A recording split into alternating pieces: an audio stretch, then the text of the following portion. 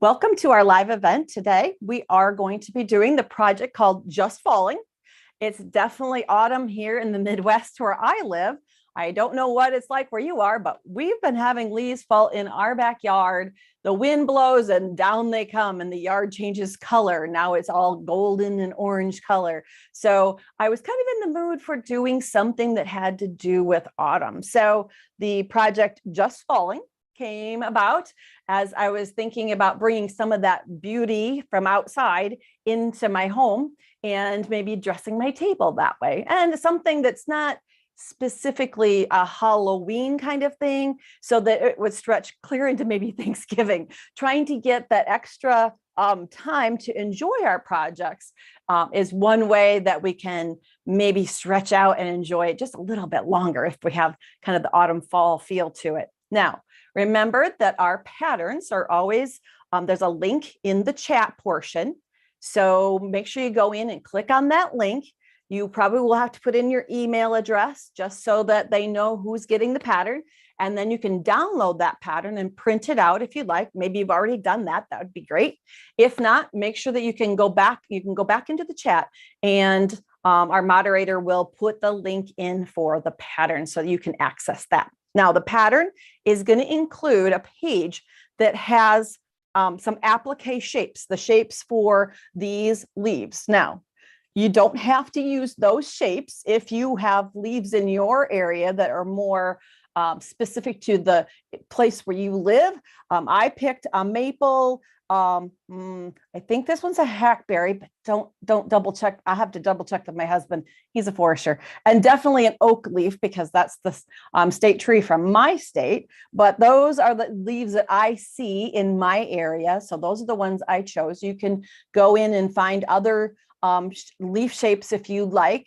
But I chose those. And so all three of those templates will be on one of the last pages of the pattern. So you have those, and they are already reversed so that the stems will swing in the same direction as you see on the finished product in the picture on your pattern. So make sure you go in and click on the pattern, get a copy of that for yourself. If not, if you don't want to print it off, there's always that time when our printers run out of ink.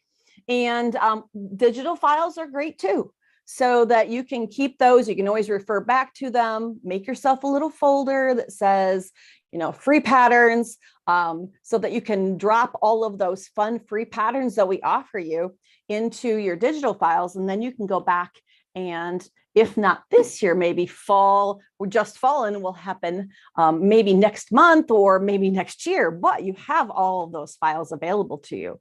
So also let us know where you're watching from. I enjoy so much seeing people's names pop up time after time, what country you're watching from. Sometimes I wonder, are you watching in the middle of the night? It's fun to see people coming together as a community, because that's what National Quilter Circle is all about, a quilt community that can come together and share ideas. We crowdsource ideas, different products that we enjoy using. So jump in and be part of the conversation today. If I cover something too quickly, remember, pop in there and say, can you go back over that step, or what was that product you were using, because I'd really like to know more about it. So that is your way of communicating with me, so that this isn't just a one-sided conversation. So let's see. Irma says, good morning from McAllen, Texas. Great. Thanks for being here. And we have someone also that says, she's from Australia. It's 2 a.m. Okay, well, either I will bore you back to sleep, or you're up and your day is going already, since it's Wednesday there. That is fabulous. I love to see who all is watching and what projects you like, what maybe give me ideas for things that we could cover next year also. If there's a tool or a technique out there that you haven't been exposed to, because a lot of the shutdown happened. We didn't get to classes. We didn't get to go to retreats. We didn't get to go to our quilt shop and a lot of shows. So if there's a tool or a technique out there that you would really like to see, pop in and share that with me. And I'll do a little research and see if I can come up with a project that maybe uses that or we can teach that. So this is your platform. So come in and share. Okay, Just Falling is a project that I kind of like batiks. If you haven't noticed, this project is all done with batiks. So I love the stamped leaf kind of image in this, but I love the way that those autumn colors kind of flow through the focus portion that I chose for this project. And then I wanted a light background so that those fall colors would pop up on that background. So a cream color or something fairly light, it would be a perfect background for your leaf here. Now, when I was putting this together, I didn't know for sure if I wanted to put this little spacer in here. It's actually a flange. So it's a folded piece, and I'll show you how to insert that later. It's a little bit easier than having to set it in and do seams down both sides. You only have to run one seam, and so it can turn out a little straighter and neat there. But you'll notice that as I put my fingernail under that edge, it's kind of a lip along there, but since it's so small, it lays flat. And then I match that color to the binding out here on the outer edge, just give it a nice frame. So I even finished it off with a batik on the back that happened to be in that green rust golden color that went with everything on the front. So when you go to pick out your fabrics, pick that focus fabric that has, it might be an actual leaf print. Maybe you've gotten a piece of, even a Thanksgiving print would be really great here. Have something as a light so that your applique, you're going to do some work on that portion because that's where the majority of our energy is going to be focused. So you want something light so your appliques really pop up. And when I was trying to go through to figure out the leaf colors, this is where I pulled some fabrics and then thought, maybe I don't want to use that one. So if you have a stash of fabrics or you're at the shop, be thinking about the contrast. So I'm going to lay this piece out because this is that light that I used as the background. And I really wanted to use some of the green color that's in the focus fabric. So I made sure that I found a green that had those tones in it. And I love the rust color. So I found a rust. Now, you don't need big pieces, just enough to maybe do your binding. All the yardage is in that pattern, so double check. And I thought I wanted a golden color, more of a yellowy tone, because I have a silver maple in my backyard that turns this fantastic golden color. It just glows in the fall. But when I put this fabric against the background fabric, it just kind of, you can see it some, but it just kind of dies. It doesn't pop the way I wanted it to. So I continued digging. So this guy is kind of out, or at least in timeout for now. And I went looking through and I pulled out this one fabric and I thought, oh no, that it happens to be an ombre fabric that goes in a zillion colors, but you can tell what color I found I liked. In this piece of ombre, there was this really dark, moody kind of a brick color on one end. And since I only needed one little leaf shape, it can pick it out of the ombre, use the rest for something else, but use this portion of it, which then came together great for the colors in my focus fabric. So if you happen to have picked up maybe a fat quarter of an ombre fabric, open it up, because that's what you see within this. The multicolors that may run through that ombre might have the exact tone that you need to complement your project. So that's one way to use an ombre, is kind of use it as a multi fat quarter. It's got sections in it, especially if you need something small. So make sure that you don't just skip over the ombre and think, oh, there's too many colors in it. There might be one portion that you can pick out. Okay, let's see. We have hi from Washington, D.C. That's great. We got the East Coast to join us. And good morning from Washington. Michelle says, now, I'm sorry, my bifocals are pretty pushed a little bit here. Purdon says, good morning or good afternoon from Nova Scotia, Canada. Wonderful. So we're bringing together our community today. So we're working on all these different colors that we want to create our leaves. So when you go to your pattern, now if you haven't done too much raw edge applique or any applique at all, especially the raw edge, because that's my favorite. We can't really turn under all of these edges because there's too much curve to all this. Well, you could if you're really good at needle turn, but my forte is more into the raw edge applique. So if you haven't done too much of raw edge applique, I believe the moderator is going to try and find another video that go a little more in depth of working with raw edge applique for you. So maybe on another day, if you haven't done a lot, you want to learn just a little bit more, she will put a link in there for you on that. So let's get into how to create the main portion of our Just Fallen table, our placemat. So, oh, we forgot, we got to do the rest of our supplies first. I'm using the product Steam in this applique. There are probably 4 or 5 other products out there also for raw edge applique. Heat and Bond is one of my other favorites. This just happens to be the one that I had on hand. So if you're used to doing raw edge applique, use your favorite product. If this is something new to you, maybe you want to jump in and use the product I am just because you've seen it being used. Otherwise, just watch and see if this is what you would like to do. So Steam, actually Steam 2, it has paper on both sides of a tacky layer. Let's see if I can pull a piece of this out. I keep even the small pieces because you just never know on a small applique section what you're going to need. And we have a piece here we could actually use for our leaf design. So we'll use this guy. It comes on a roll. It also, so you can buy it by the yard, but you can also buy it in those pre-cut sheets that are easy to manipulate. And the Steam 2 has a white side and a grid side. So I'll show you about how to trace the design onto this and how we can then get our fabric cut out. So some kind of a fusible product. You also will need some kind of fabric marking pen or pencil in order to transfer that design. I've got matching threads for my appliques.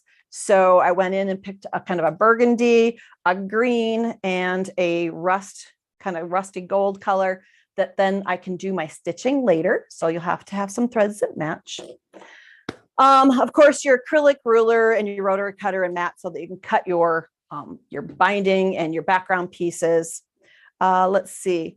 A light table is optional, and I'm going to demonstrate. Some of you have seen it before. Others, this might be new to you. So I'll show you my little portable light table for when we're transferring our applique shapes to our Steam product. Let's see. Spray-based or a pin system for basting our layers together as we finish. We want to go to the quilting step. And then a fabric marking pencil or pen if you decide you want to do some fancy specific stitching and quilting in the main portion, or if you want to just do some free motion quilting, you won't need anything to mark. So those are optional. We'll talk about that at the very end of our project. Okay, let's get into the construction of the base of our placemat so that we can begin the fun part of doing our applique. Now, the cutting instructions will tell you that you're cutting, I believe I put in there the cutting just one at a time because some people will make just 2. Some people will make a set of 4. Some people will make a set of 6. Depends on how big you have your table is and how many you want to. Maybe you want to gift them to someone. So the cutting instructions are for 1 at a time so that you can multiply that if you're making multiple placemats. Now, 12.5 by 13.5 is your focus fabric. And with batik, it's nice is that the die goes through, so there's not a right or a wrong side here. Sometimes you can tell a slight difference, but it's so minimal usually that it's not very noticeable. Now, This is the original thought, was just to put the light next to the color, but I really enjoyed that idea of putting that flange in there. So you're cutting a 1-inch strip by width of the placemat, and you're going to take it to the iron and you're going to fold it in half from across the short direction. So trying to describe that means you're just going to fold it in half this way. Now I know it's fairly narrow, but sometimes we just need something to kind of get us working on those small detail kinds of things. So just easily press it in half. On batik, it's very easy to press. Batik is usually made with a very fine, tight woven base fabric. And so it presses so nice and crisp so that you can get that nice fold like that. So it's technically, if you're using a printed fabric, it would be wrong side together. So this is the pretty print on the outside. Fold it in half. And then you're going to apply it raw edge matched up along the long side of that light color rectangle so that you can place it between the layers. Now, the idea is that you're going to, what I did is I basted it in place first, because when I go to put a sandwich together, if I were to just put this in between and then put my focus fabric on top, I can't see what's going on with that little flange. And since it's narrow, I kind of want to make sure that it's straight. So what I'm going to do is take it to the sewing machine. I'm going to set my stitch length a little bit longer, more of in a basting mode. If you've never done basting before, we set that stitch length a little longer. I'm going to move my needle over, and I'm going to do the stitching in the seam allowance, not on the quarter, but about 1/8. So you may have to kind of eyeball that, but you're going to stitch close to the edge and baste that in place. And of course, my sewing machine, wake up this morning. Here we go, guys. So I'm going to baste that in place. My stitch length needs to stay long. There we go. And you don't have to worry about it being super, that stitching line being super straight. We're just going to, remember, it's just going to be close to the cut edge. It doesn't have to be a perfect quarter. In fact, we don't really want it to be on the quarter because we don't want the basting to show on the finished placemat. So we're just basically tack it in place. Another way you could do this is you could, if you'd like to use glue stick, you could do a glue in the fold so that it stays nested together nicely. You could glue it in place if you'd like. Some people don't like adding glue to their fabric. So I'll hold this up. Well, on the back side, you can see how close I stitched to the raw edge, just basting it in place. Now, when I go ahead and put my focus fabric on top, now, if you are a pinner, this is where you might want to pin, or if you are very comfortable with pieces not sliding about, you can just now run your 1/4-inch seam.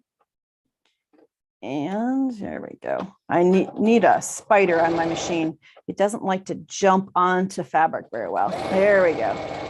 Your best 1/4-inch seam now, so that you want that flange piece to be as straight as possible. So you want to have a nice straight seam allowance here.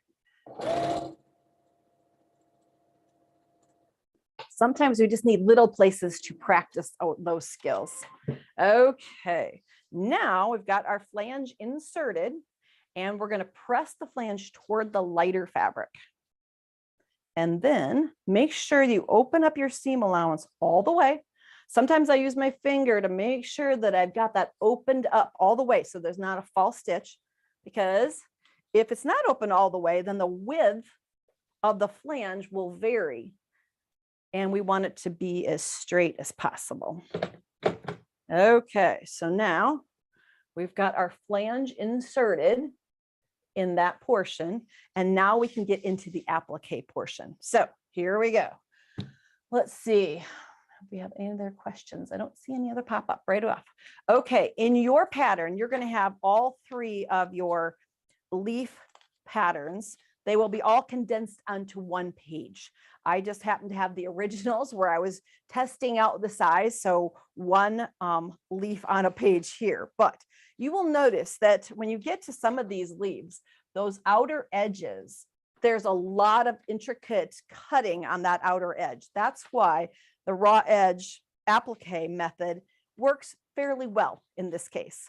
So we're going to take one of these shapes, and for years, I would take my appliques to the window and I would tape them in the window.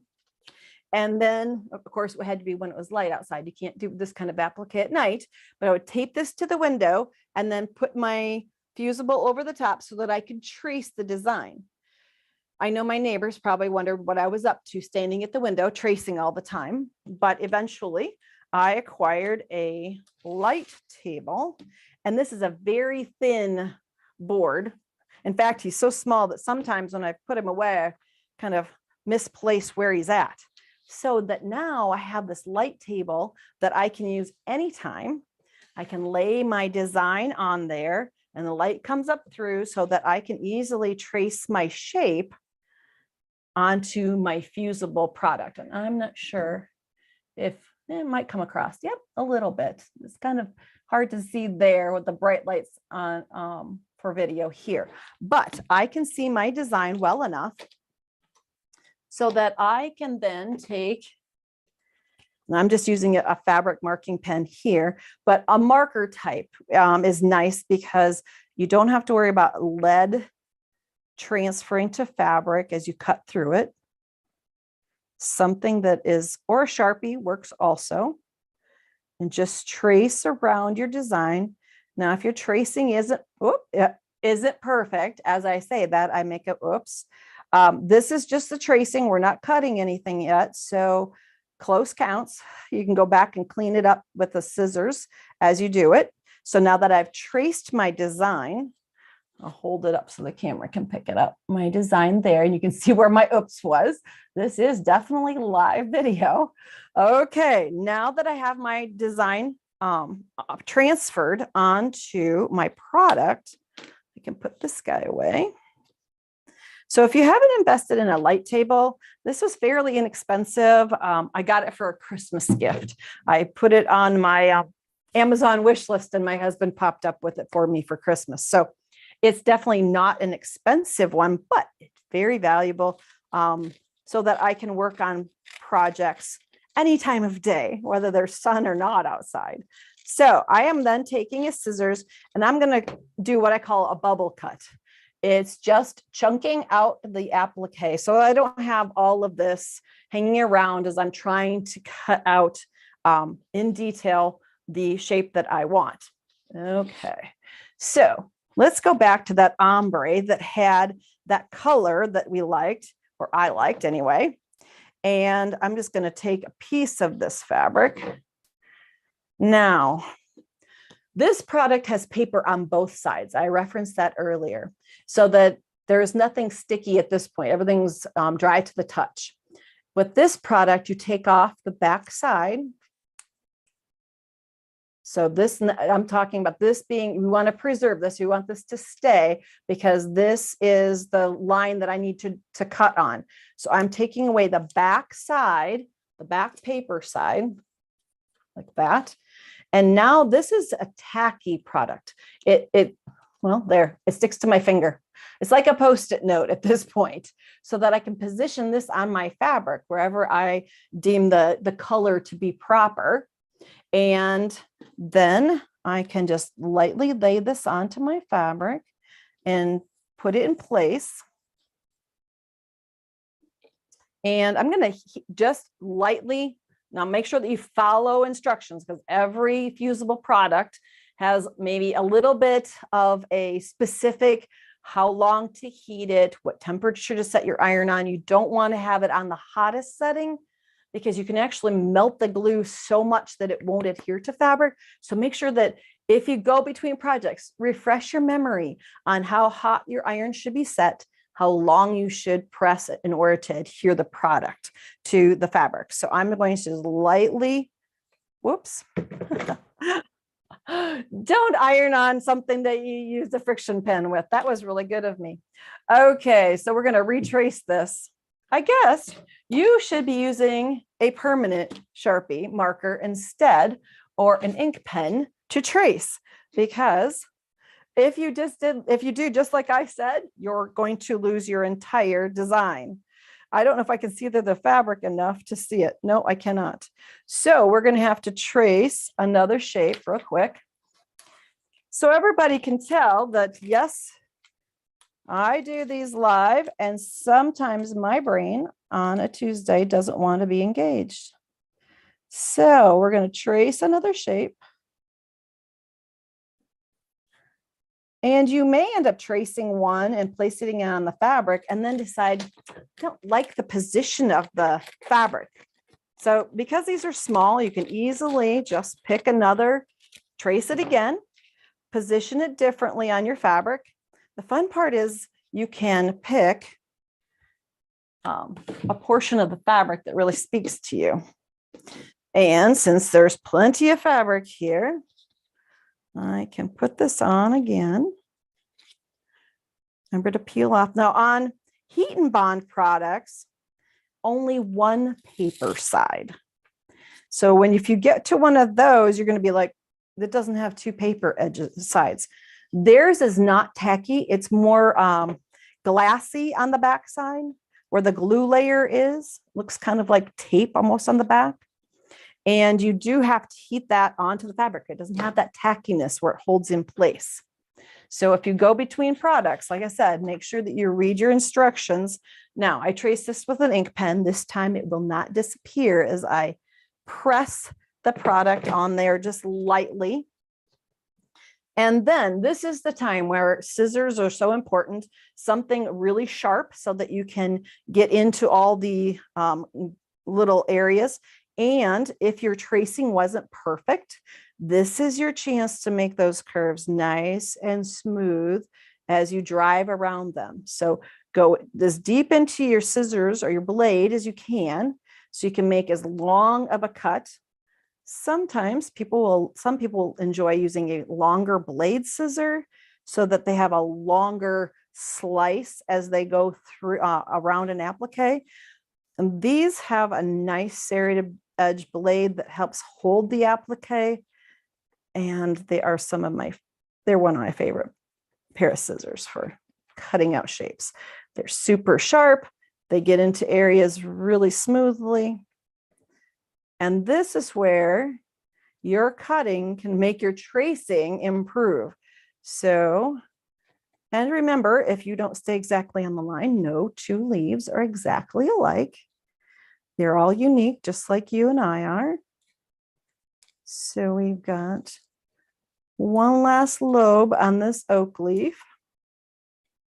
This one reminds me of home because I grew up at a house with big oak trees over our back door and acorns everywhere. So now I've cut out my applique shape. Let's see if I can hold it up against my light color fabric. See, I cleaned that shape up nicely with my scissors. Okay, got a couple greetings here from Saskatchewan, Canada. It's a little wintry up there, evidently, Kathy says. Would have to switch leaves for snowflakes. How perfect. You could easily switch over for snowflakes along here. Or if you just, want to do one snowflake base at the bottom, that would be a perfect way to repurpose the base and create a whole nother season on your instead of just fallen. Maybe it could be just fallen too. Just fallen snow. Perfect. Judy says, good morning from Dallas. I think that's what it says. Thanks for sharing. And I thank you for being here, because without all of you, I wouldn't be here. So now, once we get all of our shapes created, you can position them any way that you would like on your placemat. This is where your creativity comes in. Now, the paper layer is peeled away. and the tackiness of that on the back. You can see how light it is. That's that kind of, almost looks like a honeycomb web of glue, basically. It's on the back side of this product, and it's tacky. Now, the nice part about this is once you position them, you can reposition them. So if you get them on and you're like, oh, I want it tilted a little bit more, it's easy to pick it up yet, and maybe you want it to go the other direction completely. Or maybe you want more leaves and you want them to be cascading one over the other. You could do that also. So, and then when you get to moving this to the iron, because of the tackiness, nothing will shift out of place. On other products that aren't tacky, when you pick it up, everything kind of shifts around and can get a little bit muddled. Or you can just design on the ironing board. That's another option, so that everything is in place when you're ready. So then follow your instructions for the amount of time that you want to heat. And I'm going to make this one look a little like tilted the other direction, like the one I have. The color is going to vary a little bit. I kind of like the fact that they're not going to be all exactly alike. Okay, once you get it where I want, again, just hit that with the iron just briefly and fuse it in place. Now, when it comes to the quilting portion, I did a little bit of, before I actually quilted this, I wanted that leaf to have some veining in it. So I did some stitching that with the color match. So I gave it some veining, and then I outlined around the edge, just off the cut edge, in order to do a raw edge applique there. It's another style. It's acceptable to finish the edge that way. Some people like to do a blanket stitch. That's totally fine. It makes it a little bit more difficult to do a blanket stitch around a serrated leaf like this. And sometimes even doing curves are a little bit difficult. So I chose to do that straight line, just like 1/8 of an inch from the outer edge. If I hold this up, the green leaf is the one you're probably going to be able to see the most detail on there. You can see that I outline stitched around the leaf, and I went in and I put a veining into the leaf to make it more realistic. So in order to do that, I utilized a free motion hopper foot, which looks like this. By putting this on my machine, let's see if I can find a board so I can hold it up for you guys to see a little bit better. Oh, let's see, I don't have a felt board there. Let's see if I can put it up against something here. You can see that it's a foot that has a horseshoe shape. Sometimes it has an eyelet shape at the base. And you put your machine into free motion mode. So you drop your feed dogs. That's the little teeth on the bottom here. Drop those down, and you're going to do the stitching and the movement yourself. So it's self-directed. So by putting this foot on, I could then drive my applique down. I can make that veining down through the center and back, and then out to the points, back, out to the point and back, over and over. And I could then do that veining in that portion. And also it gave me the ability to do the free motion after I got just the detail on the leaves done. Then I layered my project top and batting and backing. I used spray based. If you've watched, you know that I'm a KK 2000 product. And I enjoy just doing a quick spray base, but you can also pin base the layers together to hold them as a quilt sandwich. And then I free motion quilted around the leaf portion. So there we go. You can see the shadow. You can see where the free motion quilting is done there. And that was done with a free motion foot, a hopper foot like this. Then I switched over to a walking foot. So this is a good place for you to practice that machine quilting. A lot of us advance very quickly in our piecing abilities, but sometimes our machine quilting kind of sits in the background and we don't practice that as much. But small things like this are great places to practice that. So on some machines, it's a built-in lever that comes down. I believe FOF has that.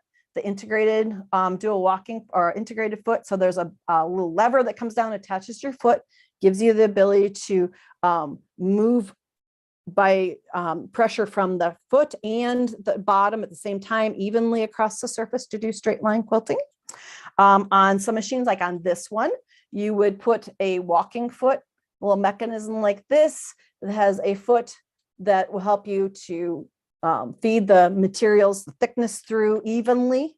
On other machines, it's a dual feed that looks like this. It's a kind of a big monster. It does a beautiful job of moving the layers through the machine so that you can do nice straight line quilting, and it keeps the layers sandwiched one above the other without shifting of the layers. So depending on what your machine is built like, there's not always one answer for everything. If you have the integrated type that has built into your machine, or if you have more of a traditional walking foot or a dual feed, this is the time to practice the fun quilting here. Let's see, do we have any other questions? Let's see. Do you open the seam or just iron a whole seam to the light fabric? Oh, when we were putting in the flange, I'm sorry.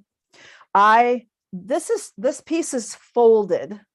That little flange that we put in there, remember we pressed it in half, and it's just pressed, the seam allowances are pressed toward the dark side, and the flange then will go toward the light side. So think of least resistance. It's thick there now, and I wanted that flange to be more visible on the back of the light background side. So I had the flange going that way, which means the seam allowance will go the opposite direction. It just lays in between there. So there's no opening anything up. It's the fold is appearing on the front side of your quilt. All of the cut edges are basted in place back there and then stitched into that seam allowance on the back side. So hope that answers your question.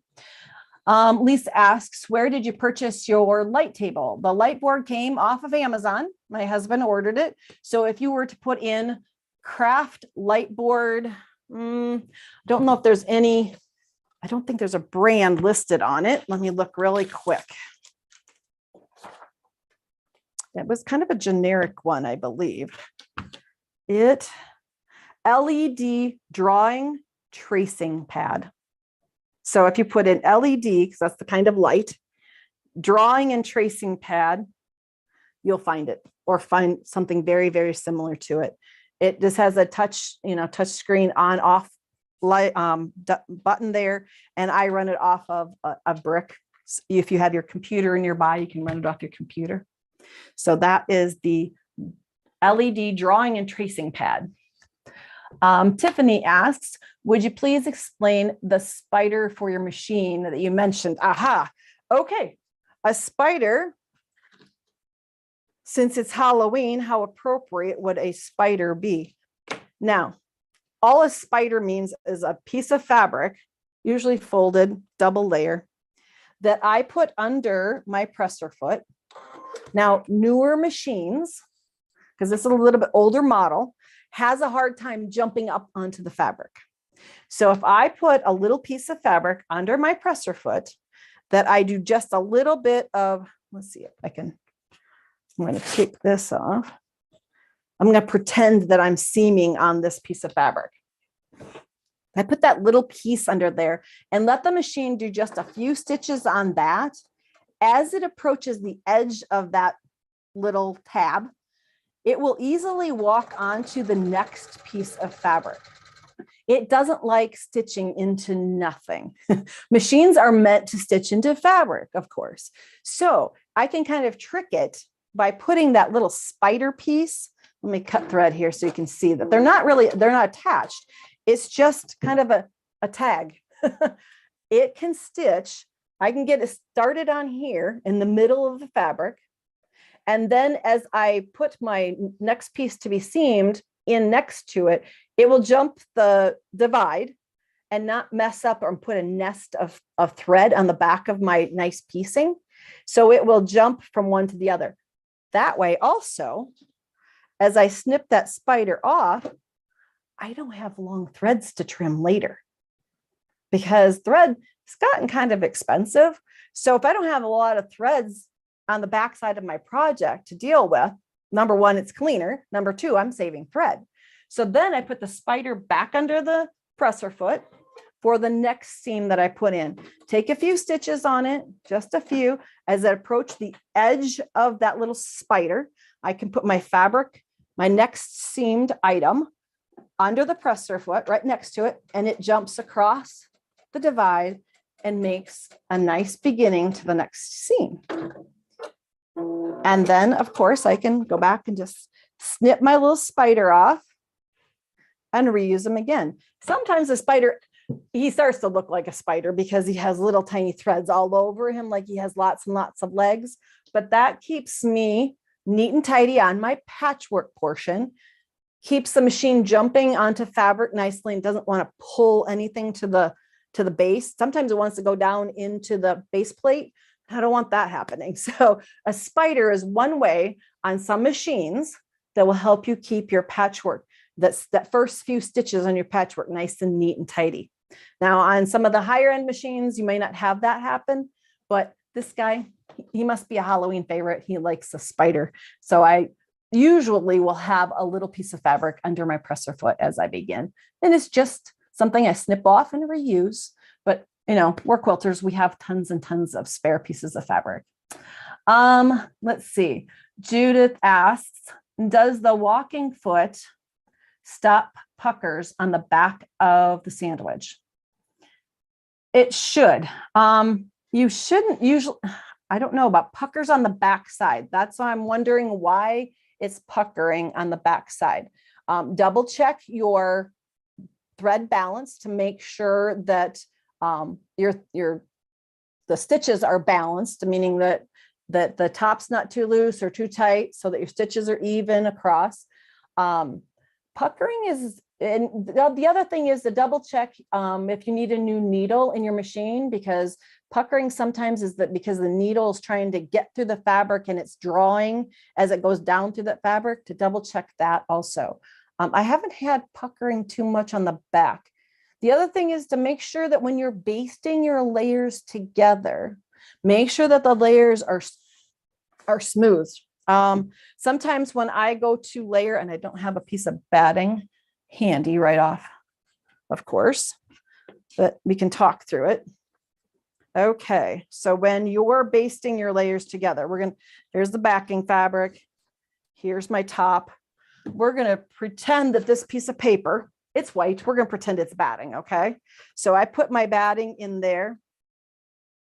When I baste my layers together, I will pull back, I put my basting spray down and smooth this top layer. Then I'll roll it over and do the same from the back side. So I would pull my fabric back, basting spray, smooth my layer, but double check that both sides remain smooth, because sometimes in that flipping process of moving things, we get wrinkles, making sure that those layers stay nice and smooth so that you don't get that puckering going on. I don't know what else would cause the puckering on the back. If anyone else in our community here has any ideas they could share with Judith, that would be really great, so that we can all have success in our quilting. Loretta asks, we call a leader, and we also use enders. Okay, you can use it, call the little spider piece that I put in. It could be a leader, or it could be an ender. Those leaders and enders could also be patchwork blocks. Sometimes people will cut little squares or fabric that they want to put into maybe a Irish chain quilt or something, and they'll keep those handy and they'll stitch those as their beginning and ending, so that you're actually piecing instead of just using a scrap of fabric as a leader or ender. I think maybe the names of things, as in everything in the quilt world, depending on where you live and who your teacher or instructors were, you have different names for the same kinds of things. So super that you shared that with us. And Tiffany says, thanks for the tip. You're welcome. Anything that can make our quilting more pleasure and less frustration is always a good thing. If we don't have anything else, let me think if there's, I wanted to focus really quick so that you can see the quilting that I did on the front, because I talked about if you wanted to use a fabric marking tool and to mark the quilting on the section here. Now, I've seen a lot of quilting where instead of just doing free motion over the whole thing or just crosshatch over the whole entire area, sometimes people will go in and do kind of a framing kind of thing and then do different quilting, leaving that framing as kind of a highlight to the center. I love the traditional crosshatch, but I wanted to try that framing. So it's a practice in getting straight lines and practice in marking. So I was using a chalk liner that shows up better on the fabric. And I don't know if I brought him down or if I have one down here. It's not going to make the line, but it looks kind of like a pizza cutter wheel inside there. It's just teeny tiny with little teeth on it. A little fine chalk will come out and mark along a ruler so that you can make straight lines. And let's see if I can hold it up for a shadow. You can see a little bit there, maybe better up on this side. You can see the framing that I did in different widths or on the outside of the focus area, and then I did the crosshatch inside of it. So a combination of a framing kind of thing and a traditional crosshatch was the quilting that I was practicing on this one, because the fabric is so busy, it's hard to see any of the quilting anyway. Yet if it gets washed, it's going to need some quilting to hold the batting layer in place. So this was a good place to practice that skill. So from all of us at National Quilter Circle, thanks for joining us for our live event today, Just Falling. We'll be back in a couple weeks with